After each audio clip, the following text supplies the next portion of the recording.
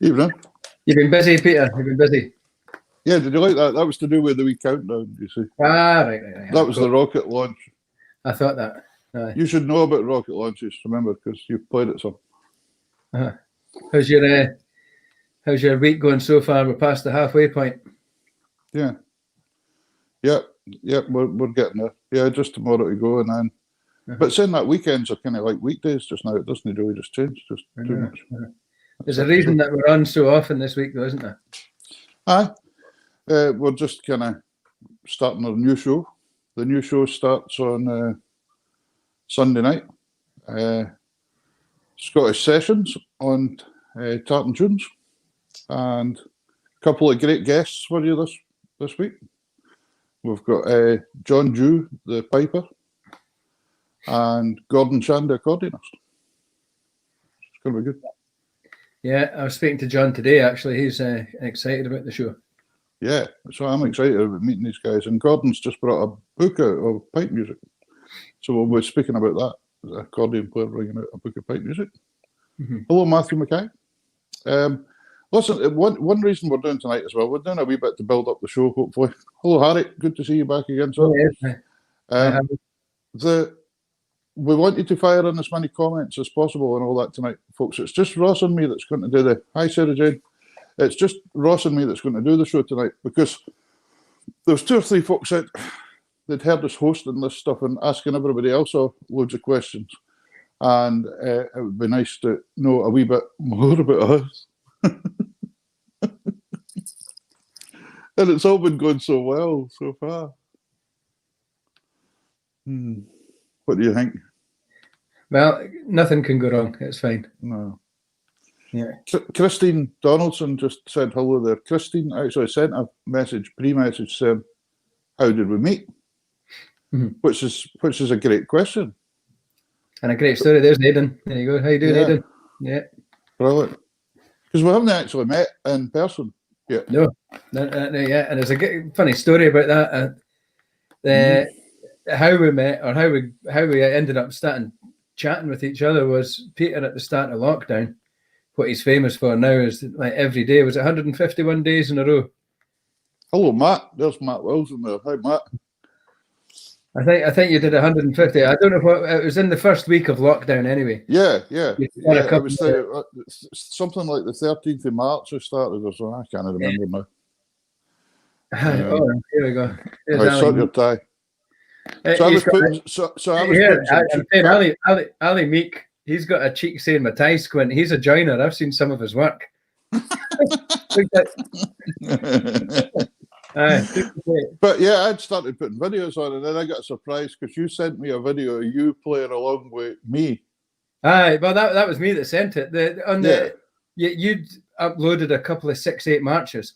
Yeah. And pipe marches, and there were ones that I knew, and I thought, I'm going to record myself standing beside you on the laptop, and I put it through the speakers, and I played it on the pipes, and I sent it to you. And within days, you got back in touch with me, and I thought, oh, great, there's this guy Peter's got back in touch, and it wasn't as good news as I thought it would be, and you'll be able to explain better what the video. Well, what's good news? But somebody sent me a video of their dog watching us both play and howling its head off. So there's John Selby. Hi, John. How you doing? Hi, John. Ross, remember me to ask you about a bit of music that John wants me to play sometime. Okay, I'll remember that. And we'll get that sorted. I think that video, now we've got the YouTube channel, we'll maybe put that video, we'll find that video again of the dog howling. Yeah, get him on. Yeah, there's been a couple over it all. So that's really how we met to begin with. And then I got a phone call from the Canadian channel that we previously done the show on, because you had been involved with it a wee bit. And they wanted somebody else to come on and present. And we all went on together to begin with. There was yourself and myself and Paul Anderson and Shona, his wife. All of us. And then it ended up being you and me for a while, for 2 or 3 months. And then we've got to this stage now where we want to start this. Yeah. Hello, hello, this- Jason. There's Jason in Denmark tuning in. We're going to have Jason on as a guest, something like that. So, yeah. be really good. Tusen tak, Jason. That was 1,000 thank yous in Danish for us. You're a man of many words, Peter. A man of many words. I'll tell you what that. Yeah. So tonight we don't have a format. We've deliberately not spoke to each other all day. Yeah.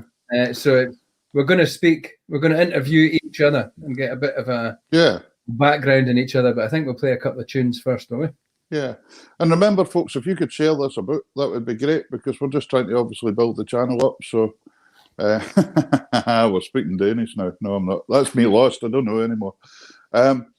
And share it about if you could. It's on Facebook. We're on YouTube Live tonight as well, because somebody just put on there that they were watching us on the telly. So remember, you can watch us on the telly if you've got YouTube.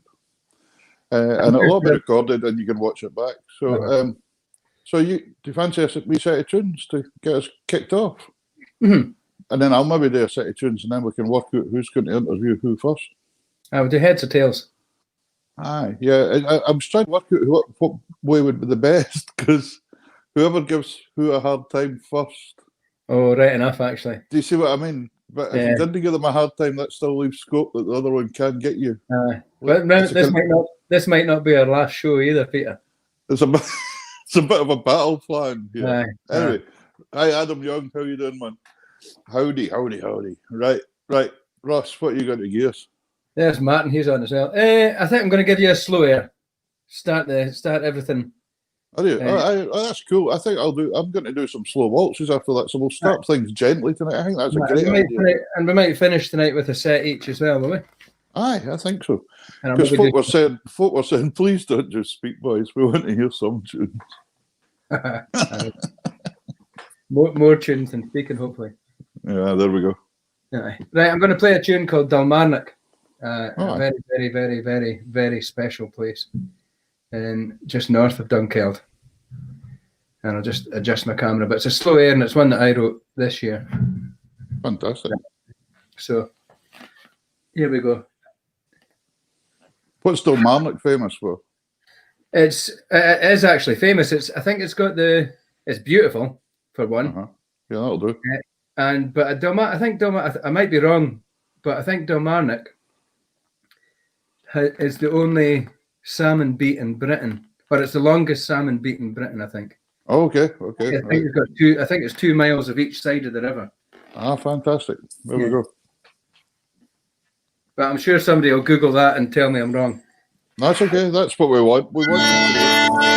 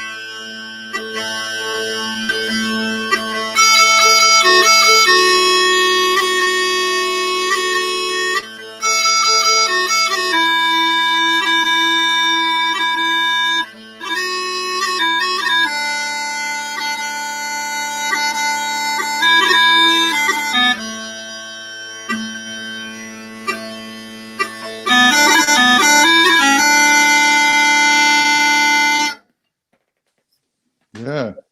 Beautiful tune, Ross. Beautiful. Like it? Aye, very, very emotive. Thank you. I could see the river in my head. I'm a great believer that some people forget that music is art, and we have to make it colour it in, and lovely.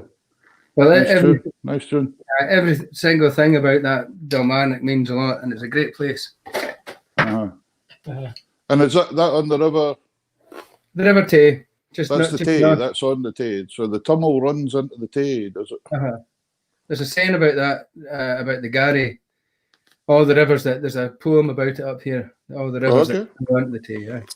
That's some of the things we're hoping to cover in the new show as well. We're hoping to pull in some bits of historical poetry and folklore and legends, and we want to hear from you folk if you've got any things like that you could pass on to us to tell people, because there's folk all over the world, and it'd be really, really good to see what folk are thinking about things, you know. I thought, we've not actually talked about this at all, but I was thinking tonight what might be a good idea is folk that might not be able to come on to the show.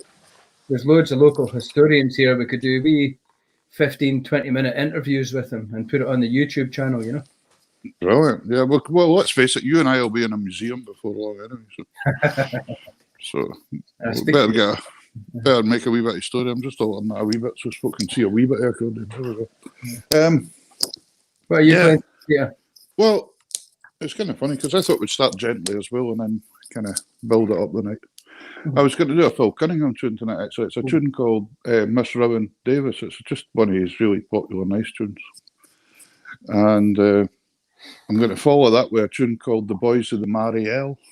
The Marielle was a fishing boat that got lost in the Solway coast many years ago, and the whole crew got lost. And one of my friends, Ewan McGowan in Dumfries, wrote this wee tune and called it The Boys of the Marielle.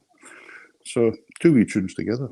So they're bonny wee things. So I hope you enjoy them. But keep sharing, folks, and any ideas you have, any questions, fire them in tonight. Let's have your messages in. If you're wanting to ask me anything or Ross anything about ourselves, let's hear you, because Karen's there,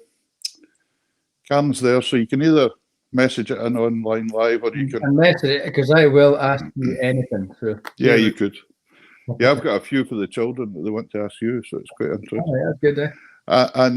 But you can either do that, or you can email in your questions as well to tartantunes20 at gmail.com. Everything to do with us now is Tartan Tunes. That's the channel, that's the YouTube channel, that's the Facebook channel. And I hope nobody else is using it, or we're going to be stuck. Anyway, here's this. You can see the research that's went behind this has been fantastic. Yeah.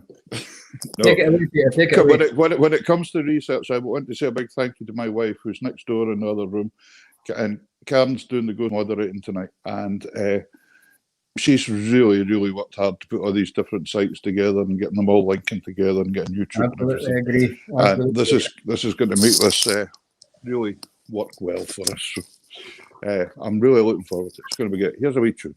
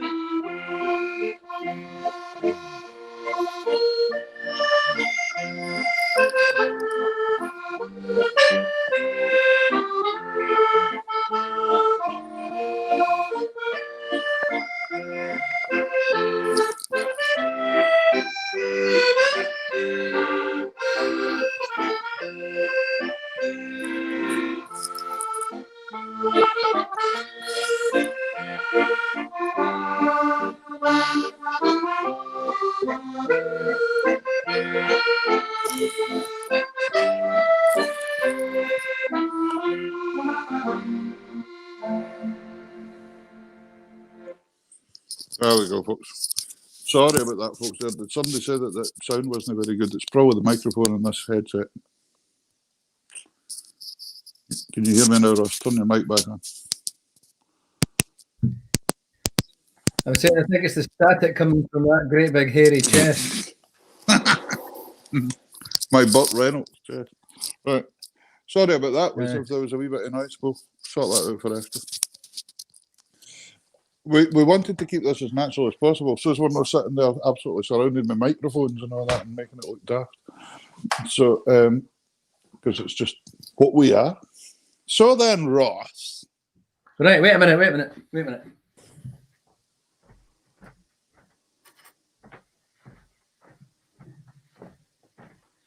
Had to get a coin there.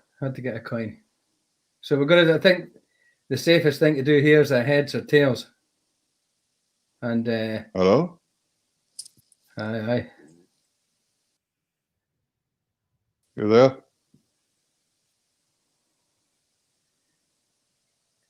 Peter's went and gone shy for the first time since I've met him. Mm-hmm. While the camera's getting sorted out, tonight's going to be a bit of fun actually, because there's a lot about each other we don't know. So we're going to just have a chat and find out. So this is great actually. Here's a good example. Simone Shepherd, and it's their wedding anniversary as well. I piped at their wedding. What's your favourite tune to play and what's been your best moment? Okay, so Simone, you've stole the limelight, and I'll answer that question. Actually, we'll do this as a question while we're waiting for Peter. I do have a favourite tune. There's millions of tunes that you could pick to play, but my favourite tune, and it's a bit somber, but it is "Flowers of the Forest," which is probably the traditional funeral march that you get. And the reason that the Flowers of the Forest is my favourite tune is I only ever play it on Armistice Day in November. And I think from a piper's perspective, when you're standing there on that Sunday after the minute silence and you strike your drones up to play that tune, even before you get the first note of that tune out and you hear the drones, you can see the pipes affecting people. And once you start playing that tune, it's a direct effect you have, and it's the effect the pipes are famous for, and it's the effect that they do the best is that human emotion, and you can see how much it means to people when you play that. So that, for that reason, that's my favorite tune, and it's also probably one of the last tunes that you play in public like this that has a huge effect on everybody. So that's my favorite tune, and that's the reason why, because of the effect it has on people. Harry Duncan, I'll answer your question while Peter's shaving his. I assume he's shaving his chest so we don't get that static on his next tune. We're both pipers. Who's the best pipers that you've ever played with? Well, when I first joined the army in 1996, I went to Milton Bridge in Edinburgh, Pennycook, and my first ever pipe major was Alistair Gillis, and my first ever pipe sergeant was Jimmy Stout. And these two guys still have a direct effect on the way I like to conduct myself as a piper. I'll probably definitely never be at their standard, but they were fine examples. Hello. Hey, guys. What was happening there? I don't know. Gremlins. You maybe missed what's been going on. I've just answered a couple of questions that's come in, and I'm going to finish Harry Duncan's question that he put in there about us both being pipers. So I mentioned Alistair Gillis and Jimmy Stout. And Jimmy Stout's daughter, Isla's just finished the degree course at the conservatoire, and she's going to be one of our guests in September. Yeah, I'm really looking forward to that. I was looking at her, and she looks like an interesting piper. She's a great musician, and her dad was also the sovereign piper. It was 2006. Jimmy was sovereign piper, but these two were, especially Alistair, was the best piper I've ever seen up close in a working capacity. But in like today, like right now, I'm a piper in the Atholl Highlanders. And within the ranks of the Atholl Highlanders, we've got some absolutely fantastic pipers. Unbelievable. Like the pipe major, Ian Duncan, say no more about his legacy with piping. We've got Jimmy Stout, who's there. I think we've got 2 ex-army directors. Dougie Murray, I think he was the 11th piper to ever win the double gold medal in 1 year.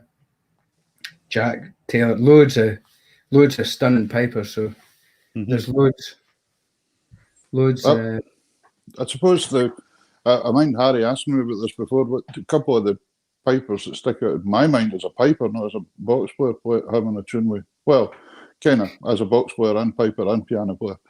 But I had a tune one night with Chris Armstrong. And Chris is a good player. And I had a tune with Bill Livingston. I remember 78th Fraser Highlanders. So I had a tune with Bill one night in the Police Club in Edinburgh. I was playing the piano and he was playing the pipes. And we had a good old tune for a while. Great players. I don't know Chris Armstrong much, but when he was young, there was a CD that came out. I think it was himself. It was Young Pipers. There was a young CD of like the young prodigy pipers at the time. And there's Chris Armstrong, Andrew Wright from Dundee. I think Stuart Cassels was in the same one. Yep. But I remember speaking to Andy Wright, who's a friend of mine. And he said that he meant, and he does still mention this, like how hard Chris worked as a youngster. Oh, yeah. I don't think he ever stopped, to be honest. No. There's a question. I played 1 season with him in Colburn, Iowa pipe band. Yeah. And he never stopped playing. He was one of these guys that when everybody else was trying to get to a pub, he was still standing playing. Yeah. And that is the dedication of a musician. Yeah, that's it. Yeah. There's a question on the screen going. I got into a bit of a groove answering questions while I don't know what you were doing. See, Sebastian's on here. Well, no, actually, I don't know. I think there's static in the air tonight or something. I'm not sure. I just got cut off and all I got was a fuzzy screen altogether. And I hear my playing sounded fuzzy as well. So. Well, I didn't want to comment on that. Yeah. Sebastian's asking why Ross started playing the pipe. Because he got thrown out the piano class. No, I came from a tiny little village, and my granddad was the gamekeeper on the estate, and the gardener on the same estate was a piper. And my granddad was in the Black Watch, and the piper Eddie Clark, he was in the Black Watch, and it was always my ambition to join the army, join the Black Watch pipe band. And my granddad and Eddie were great friends, and Eddie volunteered to teach me. So I learned There's actually, I'll expand on that story actually. Eddie Clark, who's a fantastic piper, his brothers, Ronnie and Gordon, both as well. He said, right, I'll teach him. So I went away for my first lesson. I think I was 7. I was quite wee at 7. And I went for my first lesson. He says, you're a bit wee. Come back when you're bigger. Well, that's funny. I got sent away as well for my first chanter lesson. I was desperate to play, and they said, "Nah, your fingers ain't long enough. Away you go. Come back." But I remember this. I went back to the school, and a couple of months later, I was in a tiny little primary school, and I was, for most of the primary school, I was the only person in that class, and there was primary 1, 2, 3, and 4 in one room. And I remember sitting there a couple of months later after it, and I was so upset when he said I wasn't big enough. You can imagine at that age. And I remember sitting in the classroom, and the teacher came in with this wicker basket full of recorders, and she passed everybody a recorder around the class. And I remember I put my hand up and I said, "Can I go to the toilet, miss?" "Yes, you can." And I walked out the classroom, out the school, out the gate. I crossed, there's a bridge in Grantley that goes over the River Tay back into Strathtay, and I walked whatever it was, three quarters of a mile back to his house. And I knocked on his door, and I says, "I'm big enough." My mum says I'm big enough now. So, and he says, "Aye, in you come." So I came in, and I remember sitting there with a cup of tea and a Kit Kat. Other chocolate biscuits are available, but I was sitting there with them. And then, but my mum turned up at the school. My mum got a phone call, and said, and she turned up at the school, and she said, "What happened? Where is he?" So we just came out with our recorders, and he disappeared. And she says, "I know exactly where he is." So that's where I was. Right.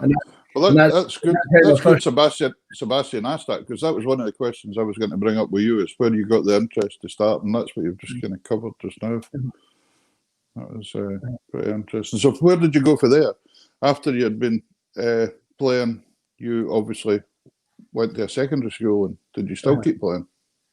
Yeah, so 7 or 8 is when I started, and I stayed with Eddie right up until I was old enough to join the army. And I left school, Bredarban Academy, and joined the army. And that was that, really. And that was the end of the lessons that I had with Eddie. And then after that, I joined the Black Watch, and then I was in the Black Watch pipe band. So that's where it went from there. Yeah, brilliant. We'll go back to that. I noticed very quickly that I'll answer that in case I forget. Ishbel Fraser there said, "What was my favourite tune?" Yeah. My favourite tune is actually a pipe tune as well, and it's the Highland Wedding. I absolutely love the Highland Wedding, the 6-part pipe tune.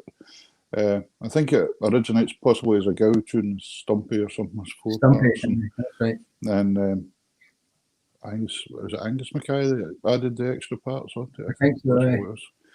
And but I still like that tune to this day for some reason. Sometimes playing pipe music, it's very, very easy to go into other tunes and get measures mixed up, etc., especially second and fourth parts and things like that.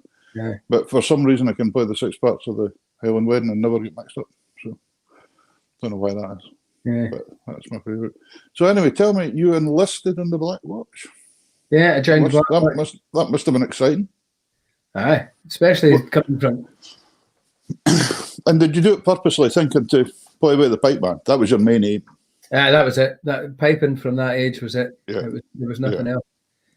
I don't think I've got one photograph of me from the age I picked up a chanter to even today that I don't have a set of pipes or a kilt on. I think it's just. So what village? What was the village called that you were born in? Village called Strathtay. Strathtay. It's just about 4 miles downstream of Aberfeldy. And Aberfeldy is the birthplace of the Black Watch. That's where they had the first parade.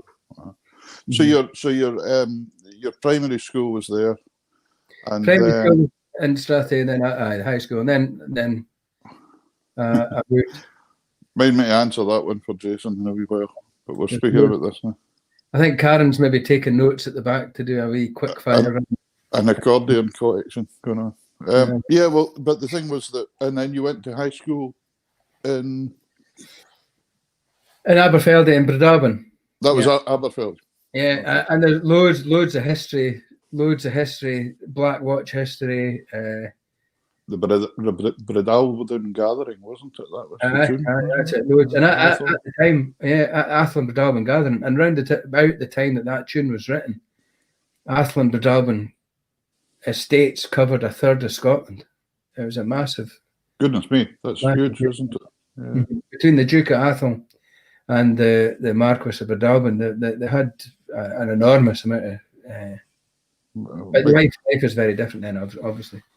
Yeah. But okay, so that was that, and then into the Black Watch. Did you go straight into the pipe band?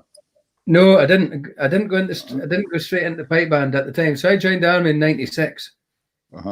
And then when I finished all my training at the end of 1996, at that time you went to a place in Pennycook outside Edinburgh, the piping school, and then you went there and you learnt you did your pipe band courses. Was that at Glencorse? Was it at Glencorse? That's right. Yeah. I always remember as a little boy getting taken over from Crawford John, because something you said earlier that was quite just a coincidence as well, that you said that your grandfather was a gamekeeper. My father was a gamekeeper in the borders of Scotland. He worked for Sir Alec Douglas Hume, and we used to get taken over for days out to Edinburgh, and you always passed that Glencorse, and it was always dead exciting as we kids looking out and seeing the soldier standing with his gun at the gate, So I know where you are. So you got put to Glencorse, didn't you? I got put to Glencorse, and because I've been piping. See the big fences there. Is that to keep you guys in when you're there, or keep folk out there? Keep us in. Aye, there's some fences. Aye, and they're still not big enough. No, but I went to Glencorse, and I shouldn't have been there as long as I shouldn't have been in Glencorse for as long as I was there. I think I was there for about 10 months. And usually what happened at Glencorse was, after you passed out of your training and you expressed an interest in being in a pipe band, you'd go there and you basically learn from scratch. That was the piping school for soldiers, learning from scratch. But obviously I'd been playing for a while by that stage. But the regiment I was joining was out in Hong Kong, handing over Hong Kong to the Chinese. So they were out there for ages. Yeah. So I played at the St Andrews Society night in Hong Kong the year it was handed over. Did you? Yeah, I was out there playing with a band, a couple of boys from London that play was that the Craig Elliott band? I'm trying to remember. But we went out with Stuart Forbes and co, and we played in Governor Chris Patton. That's right, Chris Patton. Yes. Yep, he was there at the gig that night when we played that night, because he was out for that purpose. So did you make it to Hong Kong? No, I didn't, and it was and there was no way that I would have, because the guys I've spoke to a few folk, and the selection process for the guys that they had in the parade was pretty big. So I'm sure when I was there, I saw a street called the Black Watch. I'm sure that there actually was a street called the Black Watch. If I mind right. So I had to wait. So I was there till they came back from Hong Kong. So I never actually got up to the regiment until they came back. Okay. And I think they came back. I wouldn't know the date. I think it was maybe June or July of '97 that they came back. So I didn't actually realise when you said there then that they took adult learners and basically then learn to be in a pipe band. Well, you're saying adult learners, but it's people that's passed out of training. So a lot of these guys will be 17, 18. Which is still quite late to start playing, compared to some people. But yeah, some. But then, and it still goes on to this day. There's still soldiers. Yeah. That are in the regiments that go to the Inch House at Redford Barracks and learn from scratch, and they're actually very, very good. I think I can't remember how many weeks it is, that course, but the 6-month course, I think their one is the first one, and the turnaround that they have on people getting up and running is incredible. Well, that's amazing because I've been playing for years and still can't get it right half the time. No, that's it. Oh, never mind. So instead of me going on about my whole story, we'll let you catch up to where I'm at. How did you start? Where were you? How did I start? I was brought up in a very small village called Crawford John in South Lanarkshire. I went to a primary school there, something similar to yourself, but I think I had 3 people in my class and right through primary school. Just a very small school. I heard, Peter, that you really, really enjoyed your last 3 years in primary 7 at that school. That was at the approved years. Aye. No, it was amazing because you had a very good chance of winning competitions and things like that. You know, when it came to the Robert Burns competition, the poetry competition and things, you had a good chance of winning something, you know. Mm-hmm. So there was that, and then I went to bigger high school after that. The first instrument I took up was when I was about 7, which was the pipes. I remember hearing the local pipe band, bigger Royal British Legion pipe band, playing in a wee village called Lead Hills. There's Lead Hills in Bonnet Head. Bonnet Head's the highest village in Scotland, down in between Lanarkshire and Dumfriesshire. I think there's a bit of debate about that. There's somewhere else claims it, but they fight about it. But anyway, but Bonnet Head in Lead Hills on a Sunday afternoon, heard this pipe band when I was little and standing playing in the square, and that was me hooked. So Mum and Dad took me along, and as I said before, I was told my fingers weren't long enough. But ended up going back, and I'm so thankful to them because Mum and Dad took us, it was 15 miles to Biggar, you know, and that was how long ago now? 35 years ago now. No, longer than that, 40 years ago, whatever it is. I'm 51, what that, 43 years ago.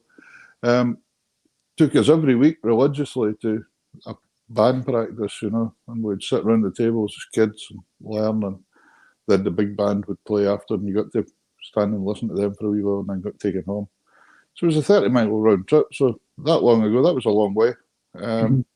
They religiously took us in whatever weather. My dad would get the shovel out and dig out the snow out the road to make sure we got the pipe band practice and things. So my sister took up the tenor drum, so we ended up both playing in the band. Yeah. And when did the accordion kick in? What happened then? Well, the accordion came. I had a wee pal at the pipe band, and I was about maybe 12 years old or something, and round at his house, and his dad had a couple of boxes lying, and there was a button box and a piano box, and I could make nothing of the button box at all. You know, it was the Suki Below one, and the like a mouth organ. I couldn't catch that one at all, but I could plunk away and got a wee bit of tiny tune out of a piano box, and that was me hooked with that then. And then got a wee loaner one for a wee while from someone, and then got the grand old Duke of York out like everybody does, and I got some lessons. Mum and Dad then started taking us for lessons. My sister played the accordion as well, and they took us down to a place in Kirkhill Bank to a chap called Jack Gray, and Jack wasn't like a full-on qualified teacher or anything like that, but he showed us, and he had played in dance bands all his days, and he knew how to entertain people and what kind of material to play to keep a crowd and get them dancing and things. So we learnt a lot that way. That's interesting that you mentioned that. That's something that I'd like to speak about in a future show, actually, about have a theme about the dark arts of music. Like, how do you keep somebody's attention? Like, what are the tunes? Yeah, absolutely. Do's and don'ts and tips. I think we should introduce that in a future show. And still, because melody at the end of the day for me is the one that, if you get that strong melody that people can remember. Yeah. My dad used to say, I suppose I was once asked in a radio interview where I thought first heard Scottish dance music, and I think it was my dad. My dad used to whistle, and he whistled tunes, and he didn't just go about kind of making noises like a demented seagull. You know, he actually he could whistle a tune, you know. And I would hear all these tunes. So whether subconsciously I was hearing all these tunes and thinking, that's what they're great. And I think my mother and my father would both have played had they had the opportunity in their day. You know, just the opportunity wasn't there the same way too. In fact, I think they both owned an accordion at some point in their life. but there was no lessons available or anything, so probably got... It's changed days. Absolutely changed days. Yeah. And I mentioned that I spoke to one of the guests that's going to be on Sunday, John.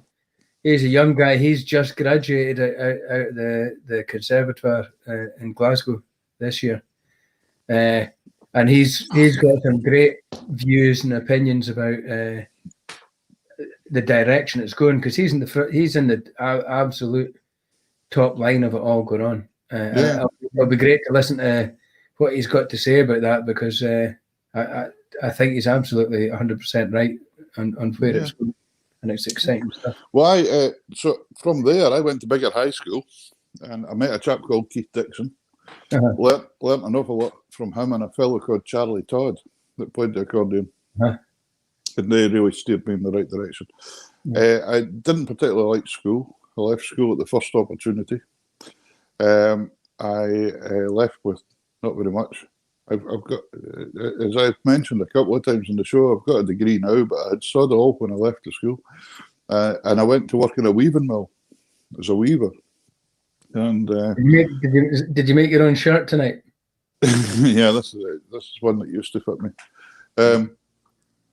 So we used to make all this cloth and tartan and cloth for Laura Ashley and all this kind of stuff in the mill that I worked in. But I hated it as well, because this. When did music become an income or a main? It was about that time, because I realised I could make about the same amount of money on a Friday night playing at a gig as I could working all week in a noisy old weaving mill. So I took the plunge and started playing about all the time. And I suppose, realistically, I got away with it because Mum and Dad were such nice folk and put up with me.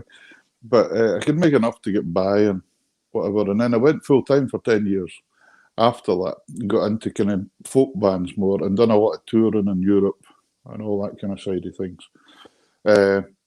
In between that... What year was that? Yeah. Well, but actually, before the folk bands, 87, I done my first broadcast for Take the Floor for Robbie Shepherd and Co. And in the days, you had to go in and sit the audition with the band. So we went in and had to do the audition, and we passed it, and we got on and done. What year was it? I think that was about 87, 88 possibly. I was about 18, 17, 18-year-old. I was over living in Edinburgh by that time, and I was playing with Scottish Gas Pipe Band at that time as well. And I'd done 2 or 3 broadcasts with my own band, and I'd done some other broadcasts with bands playing second accordion or piano or whatever.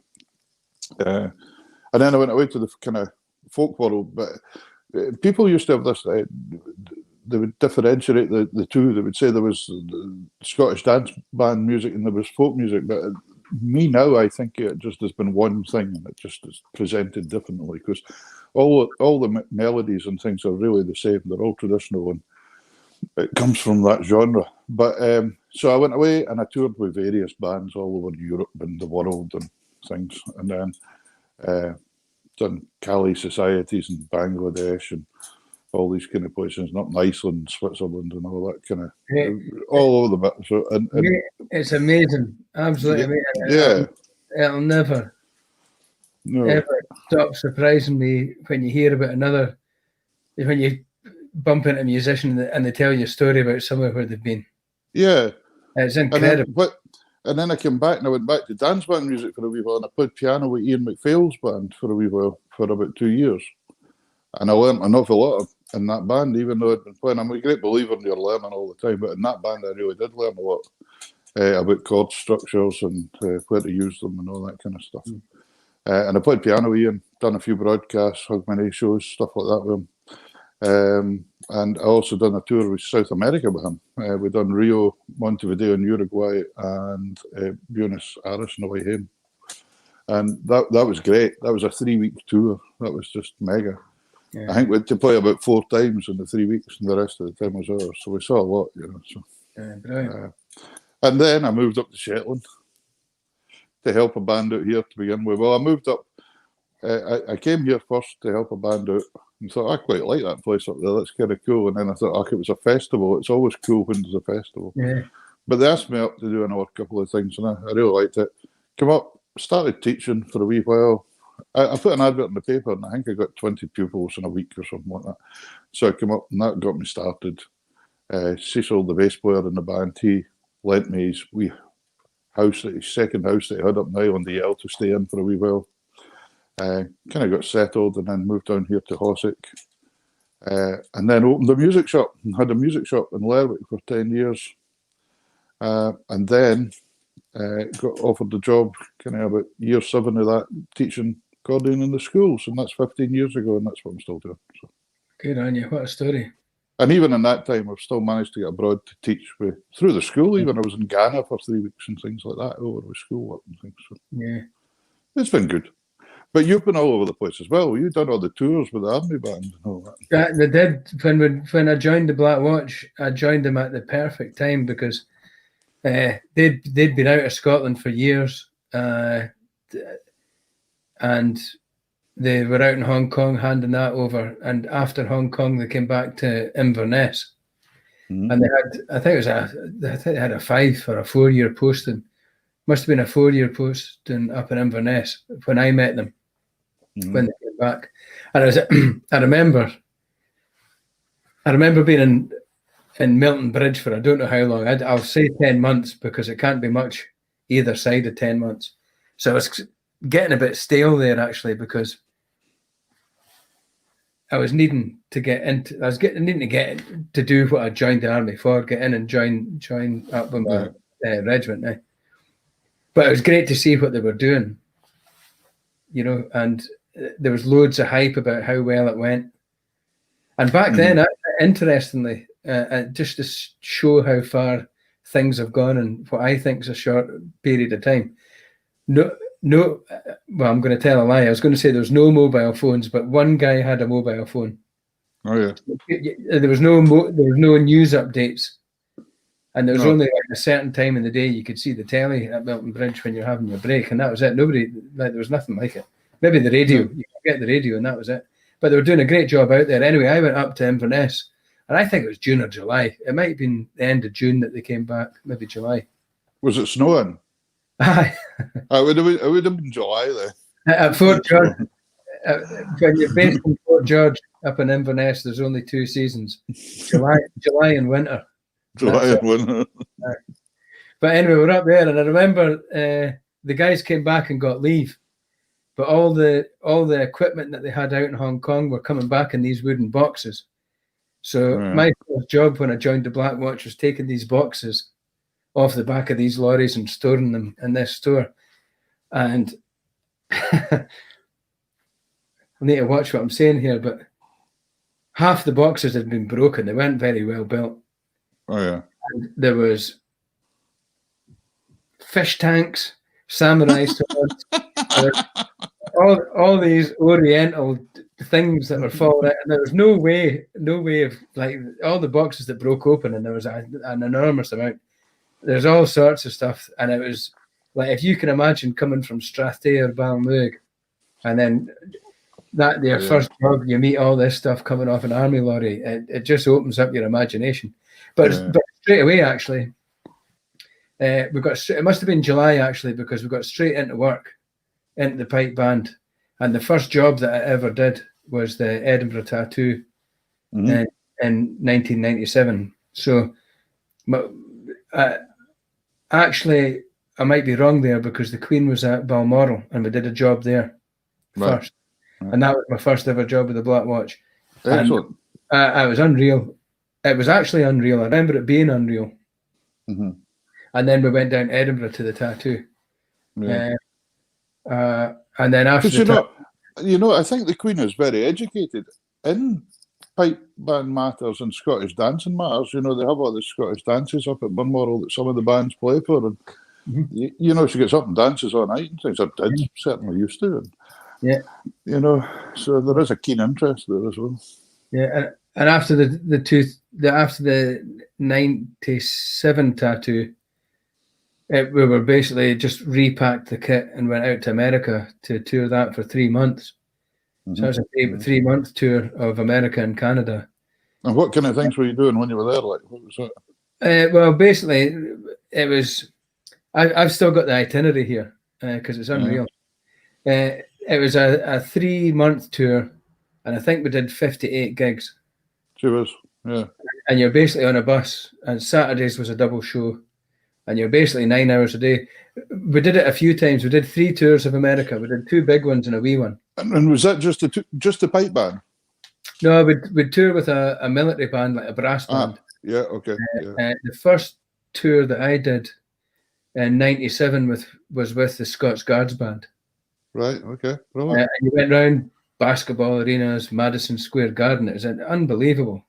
Yeah, fantastic. Unbelievable tour. But it's the same thing every night. You never really got to see where you were going. It was definitely great all day, but a fantastic experience. And my wee girl, of course, is absolutely fascinated with space, and you told her you played at one of the lounges. Was that with the band? Was it? Well, no, that was on the 2000 tour. Right. And at the time, we'd worked away. We always used to. It was Columbia artists that we worked for. Okay. And we used to the tour, and all the army regiments did it. And in the year 2000, when we did it, we flew in, might have been early September, I think. And you always start in Texas. And then you work your way to the West Coast. You go up the West Coast. You go into the middle, like Ohio, Utah. And then you go out to Canada and the rest of it. I remember being in Las Vegas, doing a show in Las Vegas. And the pipe major said, when we finished the show, pack your bags. You're going to Florida at 5 o'clock in the morning. So make sure you're at the reception at 4:30. And I said, all right, aye. So I did, and I knew that I wasn't going to sleep in for that, because I deliberately stayed up all night. I didn't want to do the wrong thing, you know. Yeah. But when I flew to Florida, it was only in the morning that I found out that I was piping for the 100th shuttle launch for NASA. Brilliant. That was incredible. Yeah. But it was that turned into be. At least they didn't say pack your bags and get in that shuttle and don't come back. Yeah, I know. But there was the year before that, there was a funny, and I don't think the pipe major liked me very much. I'm probably. That's fine. It doesn't matter.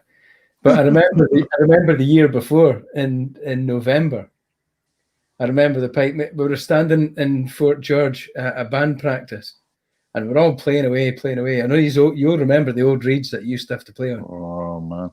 And we were sweating away in this room, and the pipe major walked in and he tapped me in the shoulder to stop, and he shouted in my ear. He says, "Pack your bags." He says, "You're going to Beirut."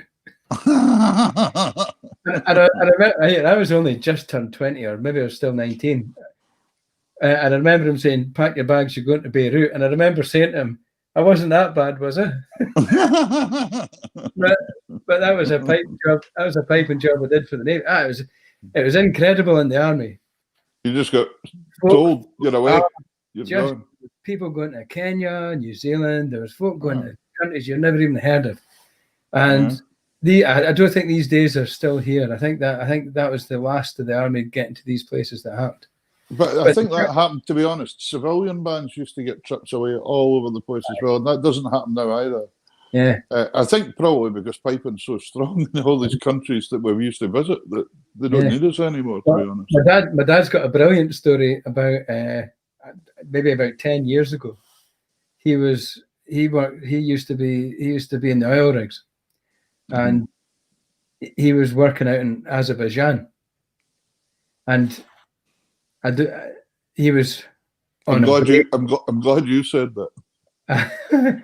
But he told me that he was sitting in a cafe one day with his friends. They obviously weren't working too hard, and his friend says, "I can hear bagpipes," and my dad says, "Aye, so can I."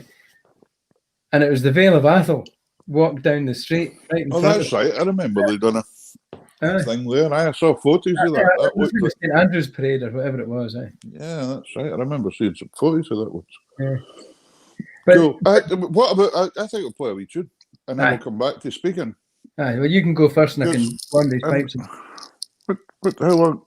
No, we didn't. What time did we come on? 8:30, was it? 55 minutes ago. We don't want to bore people too much. No, they don't have to watch. They don't have to watch. No, they can switch off. Right, Yeah. Right, tell me. You're going to start that microphone out. I'm going to try. Hold on. Right, how does this sound now? Terrible. Does it? Oh, I thought you were talking about the accordion. Is it still fuzzy? Let's.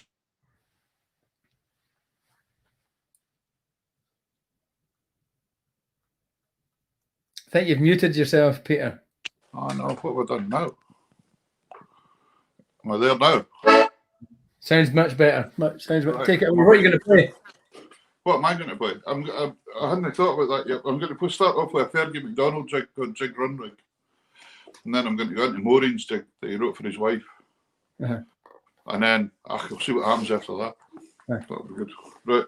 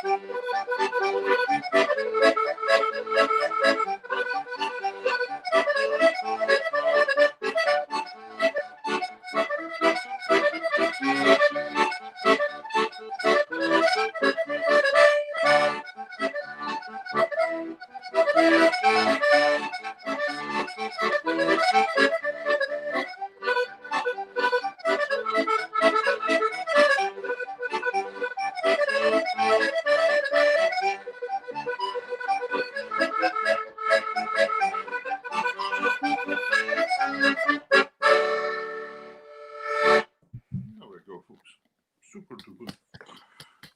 Cool. Very good, Peter. Oh, there's that wee question for Jason again. Lots of people play horn or merinos or golas, but you play a Victoria accordion. What's the story behind that? I just like it, Jason. I did used to play a horn or merino, but I found it incredibly heavy, and I couldn't really lift it anymore. So I got the chance of the Victoria and the gola. I wish I could, but I can't afford one. So that's it, really. Sarah, that's on just now, has a gola. She's got one of them. So, what's that? I think environment is really not far. Where's the best place you've played and why? Wow. Where's the best place you've ever played, Ross? It has to be that trip in Florida. Okay. There'll be nothing ever like it again. It was unreal. Sarah, I'm sorry, I've got two. Sarah, one was in a swimming pool, actually in the swimming pool in the Australian club in Dhaka in Bangladesh. I loved that. That was a great experience.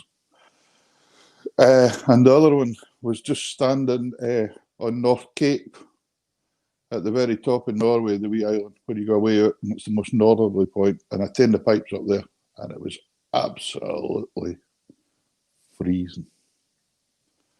somebody asked me about tunes.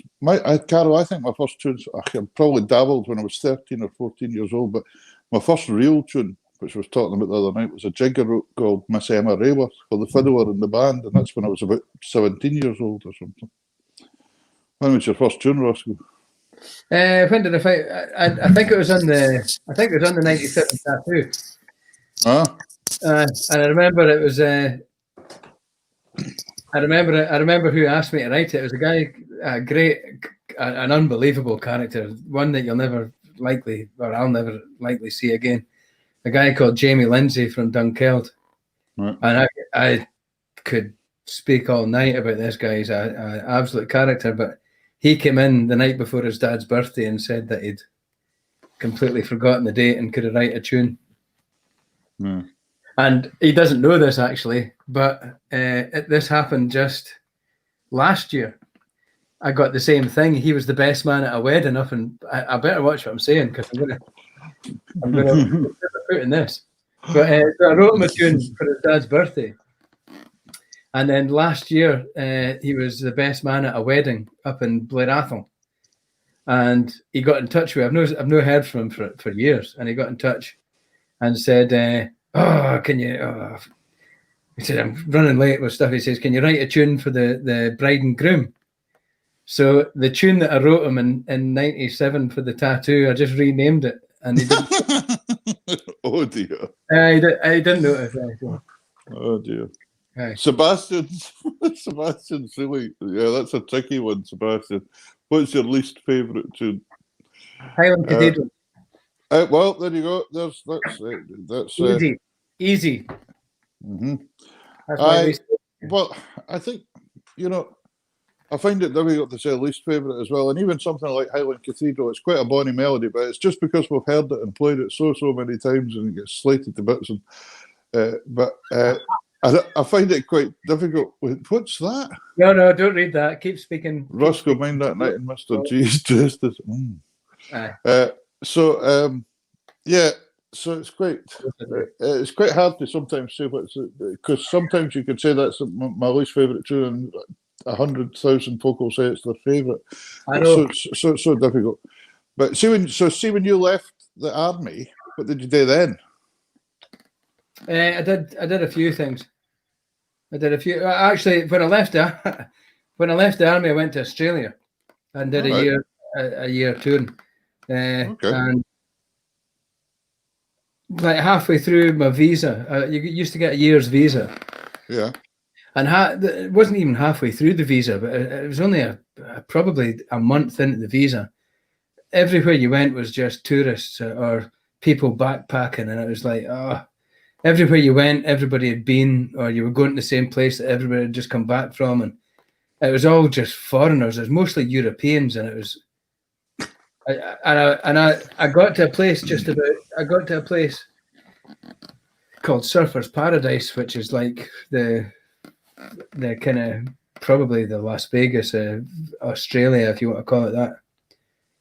And I was out of money. It was New Year. I was out of money, out of hope, out of everything. But I had a contact back home that had locals that had a tiny wee hotel. And I went and spoke to them, and I ended up spending the rest of my time. I joined the local pipe band there. And through them, I've probably seen more of Australia than any tourist has ever seen. It was brilliant. Yeah. Well, yeah. That's right. And I'm still in touch with the pipe major that's still got the band there. A great experience. And that's music. Yeah. You could plan a holiday, but music will find you the right people, Yeah, it does, doesn't it? I mean, it doesn't matter where you go. I remember going up the West Coast even when we were young to play and playing at, I'm trying to remember was it Balmacara? Is that the place up? Was that the place up on the way up to Skye? Uh-huh. And Kintail was that bit further down. And this guy for Kintail said to me, come on, I've just got a speedboat, take your pipes and we'll nip up to Balmacara. And we went right up that stretch of water. I mean, absolutely amazing. And if you hadn't played music, you'd never have met these people. I know. And you should always play music. If you've got an instrument, you should just play it because the right people will come to you. Yeah. Yeah, And for folk that just I've always been a nervous piper. I've never even to this day, I'll not take my pipes out at the right time when someone else will, and you always think, I should have just done that. Yeah, absolutely. I'm going to play a couple of tunes, Peter. Good man. What are you going to play us? And because Sebastian's texted in a few times tonight, so you got to play Highland Cathedral, are you? yeah, and we'll close the show with that. I'm going to play. I'll dedicate these next couple of tunes to Sebastian there, who's learning. He's just started learning. Excellent. That's great. So, Sebastian, stick in. Go for it, man. I do stick in and practice. Yeah. Practice. Only way to get better. Chuck the Xbox and the PlayStation out the window. Stick them in the bin. But I'm going to play the Atholl Highlanders and Lady Dorothea. Oh, aye. Couple of 6/8, so a couple of local tunes for a local learner. Who was Lady Dorothea? Well, that's another story, but that's Duke Atholl. All right, okay. It's not Atholl Highlander related. All right.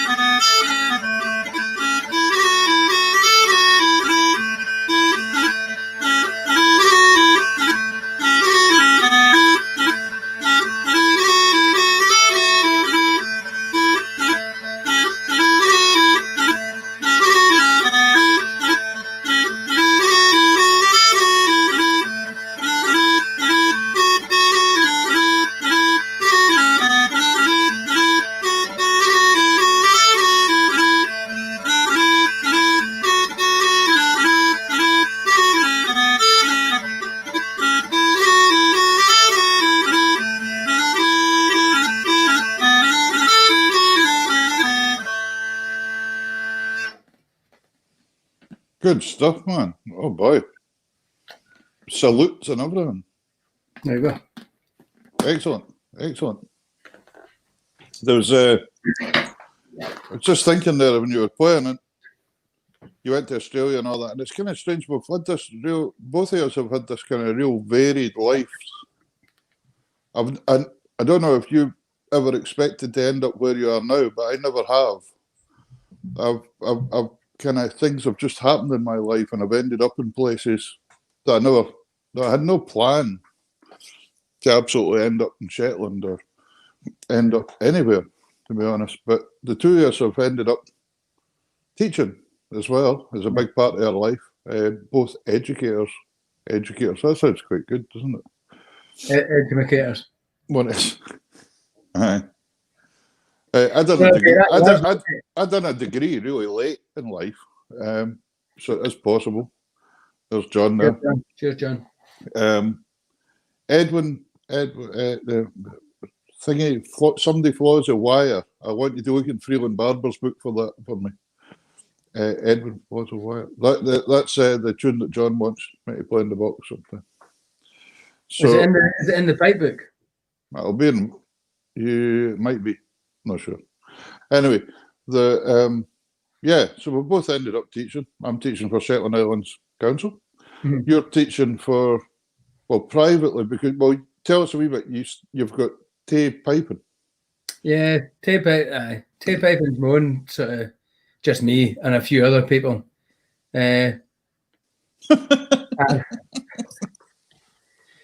Look at yeah. Listen, the comical thing about this statement is Adam says it's scary that we're in charge of the next generation when he's posting a photograph behind 6 horses. I know. Yeah, exactly. There's Ali McPherson. And he's a Hibs supporter. Aye, but listen, Ali McPherson is asking me to ask you. Right, there we go. Here's a great. We're talking about backgrounds and stories. Ali McPherson. If Ali McPherson from Sky, you have to find him on Facebook, find him whatever way you can. This guy is raising a fortune for charity through his running. Oh, the runner. And he's a great box player, a brilliant guy. Yeah, I've come across Alistair before, I'm sure, somewhere. I remember when I first joined the army, you talked about me joining the army. Well, I remember my mum, teary-eyed, dropping me off at the Pitlochry train station to join the army. And the train was a wee bit late.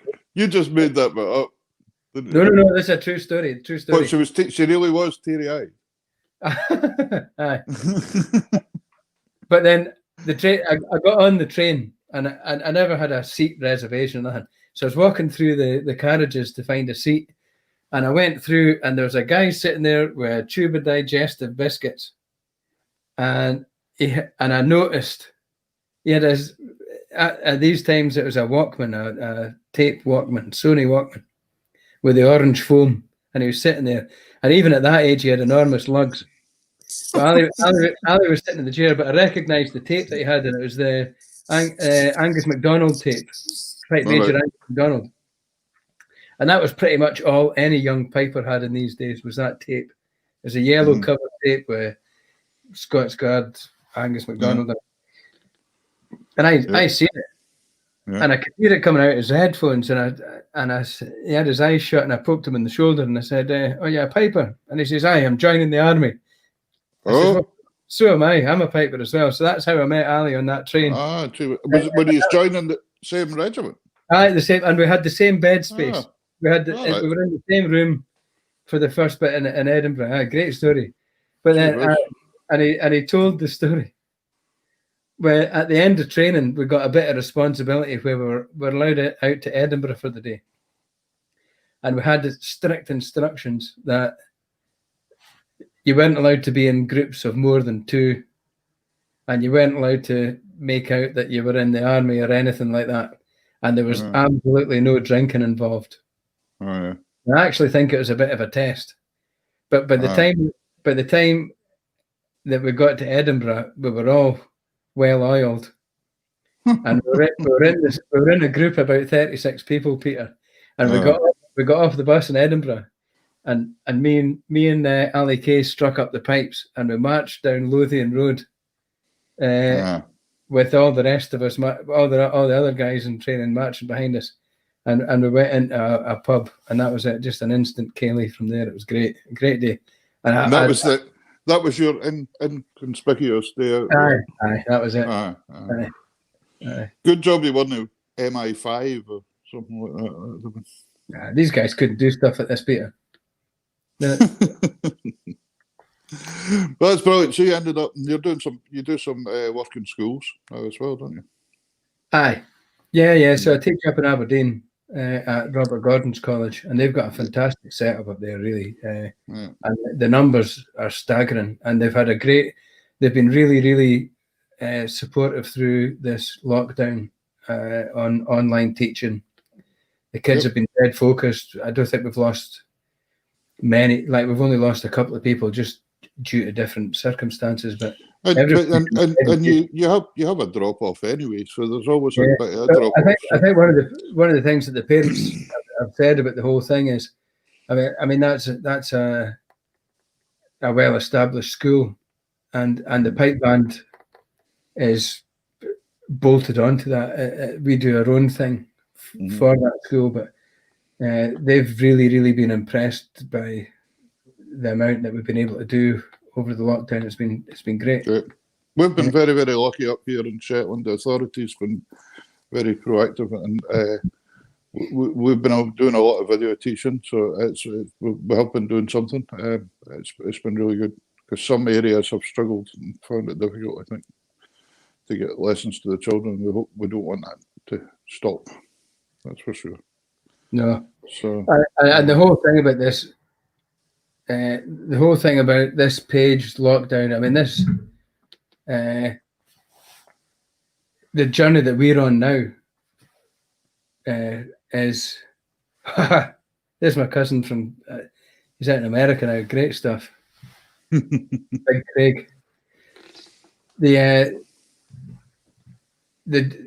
what we're going to try and do that we'll speak about on Sunday is this show is going to be for the people that can't access music like we can. Aye, absolutely, very much so. I was doing a bit of a write-up that we're going to post up hopefully soon about it, as well as that we never actually realised that there was so many people in isolation before COVID came along. And there's people that's been quite lonely sitting at home with not very much to do, and the music's even though we went into it to supposedly cheer all these people up that were involved with lockdown and things, we found all these people that have been in a lockdown for years, and they've been like, this is wonderful. So that's why we want to try and keep it going and keep it all. What were you doing there, Russ? Were you letting the cat in or something? Oh, what's happened to him? He's making his tea or something. But so that's the kind of idea we wanted to go on. There was making it accessible to people everywhere, and hopefully get it in. The YouTube channel is going to be set up slightly differently. That'll be all the music and interviews and that, and hopefully people in care homes can use that as a resource, and hospitals and youth clubs and everywhere. And the more people that can use it, the better. And that's it. Russ, what were you doing there? Were you letting the cat in or something? No. I think we were waffling that long that I ran out of steam in the old computer. Oh, I see. I thought you'd had enough and went to Chippy or something. I had to plug it back in. That's all right. But I was just saying, we want this. Hopefully, people in care homes and hospitals and everything can use this as a resource, especially the YouTube channel when it's up and running, and put it on for folk and just let them hear it. But also just for folk, as I said, found that there's been lonely folk for years. We should have been doing this years ago, but we never realised. Yeah. So it's taken this pandemic to make us realise that we had to go and present this a different way to people that were isolating and involved with lockdown. But there's been people that's been in a kind of personal lockdown for years. So. But maybe a different way to look at that is like there's been a lot of people that have been doing this, but just not through the medium of the computer, if you like. So, well, that's right. There's loads of musicians that are at the care homes all the time that you don't hear about, and we're not doing anything different, and I want to stress that. Like that's right. No, we're not doing anything different. We're just I think what we've done is found a common friendship. Yeah. And actually found a way that probably people have been doing for a while, but we found something that we think we can do differently that's going to make more people better. So that's what we want. Yeah, well, so it's good. Hopefully, and the whole idea of just bringing it through that we're going to hopefully help establish, but also help young and upcoming musicians, and possibly get youngsters or bands that haven't got CDs out. It's going to give them a platform on to play some tunes, and might help them out and get them going. And we want to do that. That's the ploy. And as I said in the wee bit I was writing today, this is a non-money-making event for us personally at all. We're just doing this. Any money for you'd make a fortune. Richard Branson over there is looking at it differently. But the way we're looking at it is anything, we're hoping to use this to raise money for some charities and things like that as well. And the way we'll do that's maybe, we talked about having a hamper and auction in it at Christmas time and things, didn't we? Yeah, we'll talk about the charities that we've chosen on Sunday as well, maybe, yeah? Aye, we'll talk about that quickly, but I think really, to be honest, has anybody else got any questions they want to ask us tonight? Because we've kind of talked quite a lot about ourselves. I find it quite strange talking about ourselves as much as that, because we've been so used to asking other folk what. Well, I've got a question for you, Peter. Go on. This is my favourite question. If you're ever, and this is something that we used to do in the oil rigs, and I really don't want to know what you did in an oil rig. No. It's like you'd be in a tea shack. You'd maybe get like 10, 15 minutes in a tea shack if you're lucky. A bunch of people that you've like from all over the world that you've never talked about. But this question always brought up the best in everybody, the best stories and the best things. So I've kept it. What was your first car? My first car? Aye. My first car that I owned was a Vauxhall Chevette, a yellow one. And I can already see the sparkle in your eye. I crashed it before I passed my test. Yeah, I hit ice over at a place and crashed it with the L plate. The Vauxhall Chevettes, it looked a bit like an estate car or a mini estate car. It was a funny kind of looking thing. I think I bought it for my dad. What was your first car? It was a Vauxhall Nova. Oh, Nova. Oh, that was a kind of shorter one than mine, I think. Aye, basically, you had the estate version of what I had. Yeah. What colour was yours? So, yeah, mine got crumpled into a barrier. And a strange thing, Lothian Council sent me a bill for that repair to the barrier. This is 33 years ago. They sent me a repair bill for this barrier that I hit for £100 or something, which was duly paid. And that barrier to this day has never been repaired. Every time I drive past that barrier, it's still got the same dent mark in it that I put in it 30 odd years ago. So there we go. There's a PPI claim there. Get Gladstone bricks in the case. You'll get that back. But it's quite funny. My wee boy, Angus, said, you're asking Ross questions. He's 4. He said he wanted to ask you, do you like kidney beans? I like kidney beans. I do like kidney beans. Oh, that's okay. I like roe deer kidney a lot better. If that's all right. Okay.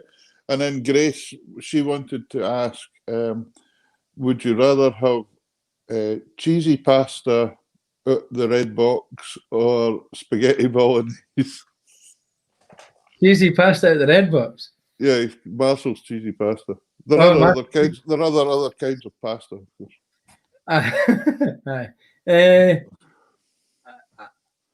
Or spaghetti bolognese. I'll be honest, Peter.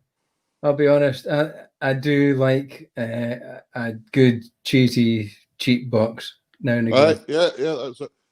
Dick Hamilton there said he had an Austin A40. But I tell you what, see everybody's first car, the stories about everybody's first car. Once you start that conversation, and if you get that conversation going in a good wee group, it's the best stories you'll ever hear is people's first car. Absolutely. The car I had to get after that, because I couldn't afford very much because I'd written off the good one, was an old beat-up Fiesta. You're written off your dad's one, not the good ones. What you did was an old beat-up Fiesta. One side had been nearly crumpled, but it ran, and I bought it for the bass drummer from Pennycook and District Pipeman. You believe that? There's Pennycook come into this again. And I'd had it about a month, and I was driving through Edinburgh, and I went through this lights at 12 o'clock or so, and this guy comes shooting out and jumped the light, and he hit the side of me, and he hit the side that had already been mangled already, and he jumped out his car, and he went, "Oh, sorry," and he went, "Oh my God." And I was like, "Look at my car."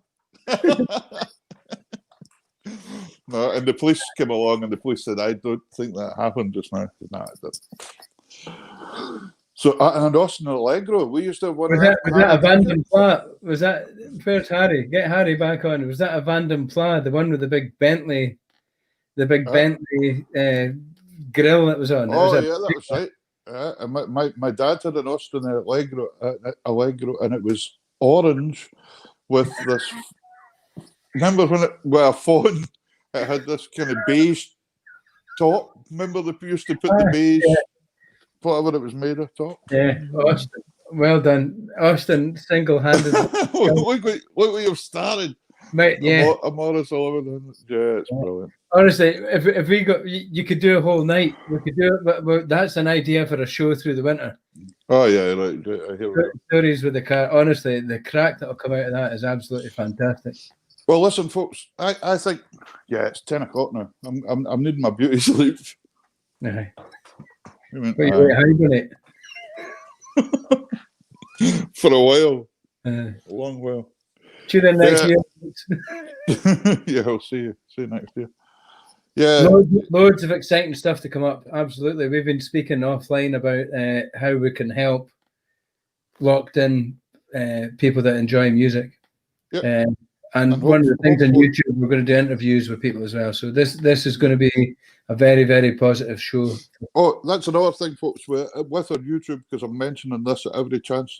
Everything's Tartan Tunes. So if you go into YouTube, you can get Tartan Tunes. You can watch it on the telly and all that. But there's a subscribe button. If you click on it, it then notifies you if we're ever doing anything or if there's anything new coming on. But the other thing is, it doesn't cost you anything. It's completely free. But if we get 1,000 subscriptions, we start getting some royalties from YouTube, and that will go towards charities as well, because we're not wanting it. So that's another wee incentive to go on and click subscribe on the YouTube channel. And we'll build up that, and then if YouTube's donating something to our charities, I'd be delighted. Yeah, good. We're going to talk about the charities on Sunday. Aye, yeah, we'll talk about that a wee bit. And Sunday, of course, we're back to kind of more full-on show because we've got the two guests. So there's going to be a lot more music and things, but not just us pair waffling away all the time. It's going to be a lot more boring. So, yeah. Well, we'll have a better idea of what's going to happen, probably. Yeah. No, the guests that we've got on Sunday are absolutely fantastic. Yeah. What's the worst gig you ever played at in your life? The worst gig I've ever played at? I don't know, but the worst wedding that I've ever played at was down in Ipswich, and I mentioned that in the previous show. Oh, yeah.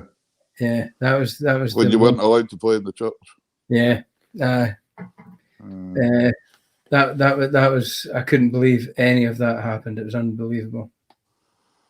I can't say that name that's up there. Just how do you say it?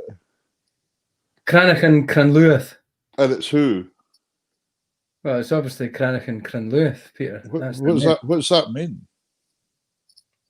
Well, it's a Scottish dessert. Oh. For a first name, and their second name is probably a pipe movement that nobody's been able to play ever. It's there you go. Magic. Mm-hmm. That's a very nice comment there, please. And yeah, absolutely, we are here to try and help everybody.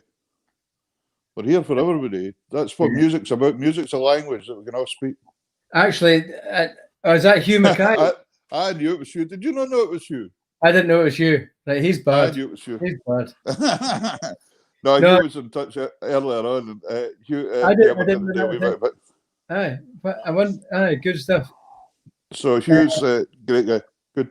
Aye, I'd like to do a YouTube interview with Hugh if he's up for that, if he's still listening, because he's a young guy that's quite interesting. He's just finished his pipe majors course as well, so it'll be good to listen to the course he's just finished and the journey he's going to take in the army with that ticket. So that'd be good. I'll do I'll do a YouTube interview with him.